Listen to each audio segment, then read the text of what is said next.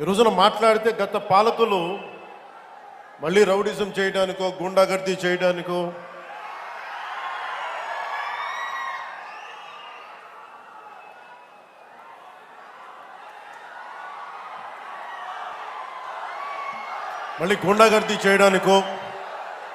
Rowdyism చేయడానికో అలాంటి భావన మళ్ళీ ఉంది. మీకు తెలుసు కదా, రౌడిజానికి గుండాలకి గుండాగర్దీలకి బయటపడితే మన రాజకీయాల్లోకి వస్తాం. కేసులు పెడతాం, వస్తే 29లో మేము అంతు చూస్తామంటే మీరు రావాలి కదా. మీరు ఎలా వస్తారో మేము చూస్తాం. నాకు వారి మీద, వైసీపీ నాయకుల మీద ఈరోజు చెప్తున్నాను, మొదటి నుంచి చెప్తున్నాను, వ్యక్తిగతంగా నాకు ఎవరి మీద కక్ష ఉండదు. మనస్ఫూర్తిగా నా గుండెల మీద ఆత్మసాక్షిగా చెప్తా, నాకు ఎవరి మీద కోపం ఉండదు. కానీ మీరు సగటు మనిషిలో, ఈ దేశంలో ఉన్న సగటు మనిషికి, సగటు మధ్యతరగతి మనిషికి, సగటు రైతుకి, సగటు యువకుడికి, సగటు యువతకి మీరు కనుక భయభ్రాంతుల్ని క్రియేట్ చేస్తే దాన్ని ఎదుర్కొనే కదా ఇక్కడ దాకా వచ్చాం. మీకు 151 సీట్లు వచ్చినప్పుడు కదా, నేను 2 చోట్ల ఓడిపోయినప్పుడు కదా మేము ఎదుర్కొని బలంగా నిలబడింది. అంటే గుండెల్లో ఎంత దమ్ము ఉండాలి, రక్తంలో ఎంత వేడి ఉండాలి మీలాంటి వాళ్ళు తట్టుకోవాలంటే. నాకు తెలిసిన సినిమాల నుంచి వచ్చినవాడిని, సినిమాలో డైలాగులు చెప్పను నేను.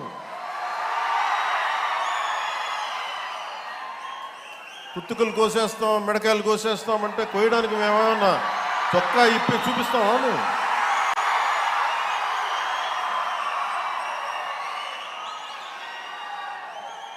నేను సినిమాలో డైలాగులు చెప్పడానికి కూడా ఇబ్బంది పడతాను.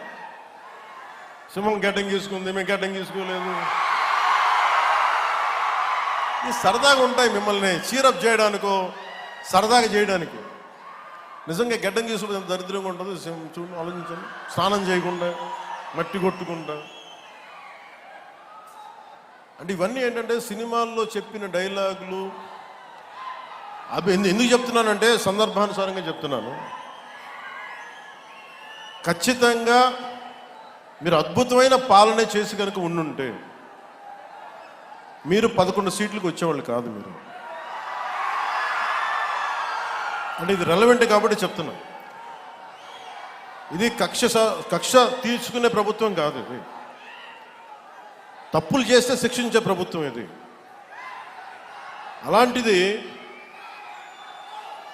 అంటే ఇది ఎందుకు చెప్తున్నానంటే మీకు వినండి, మళ్ళీ అరవండి. మీ ఉత్సాహాన్ని కాదండి, మీరు వినండి. అంటే మీరు అరుపులు అరుచుకుంటూ వెళ్ళిపోతున్నారు, వాళ్ళేమో బెదిరిస్తామన్నారు, కోస్తామంటున్నారు. మళ్ళీ మీ ఎర్ర జెండా శక్తి తెలియదు వాళ్ళకి. మీ గుండెల్లో ఉన్న ఆ వేడి రక్తం గురించి తెలియదు వాళ్ళకి. అంటే కడుపు కాలి ఉన్నవాడికి కష్టపడి పనిచేద్దాం అనుకున్నా మళ్ళీ తిరిగి కోపం తెప్పించుకోండి. పని చేసుకుని తల ఉంచుకొని పని చేసుకుంటూ వెళ్ళిపోతున్నాం. నిజంగా 11 సీట్లు ఇచ్చిన ఆ పార్టీగా మేము గౌరవిస్తున్నాం. ఈ ప్రభుత్వం గౌరవ ముఖ్యమంత్రి శ్రీ నారా చంద్రబాబు నాయుడు గారి నాయకత్వంలో ఉన్న ఎన్డీఏ కూటమి నడుపుతున్న ఈ ప్రభుత్వంలో తప్పులుంటే ఖచ్చితంగా చెప్పండి.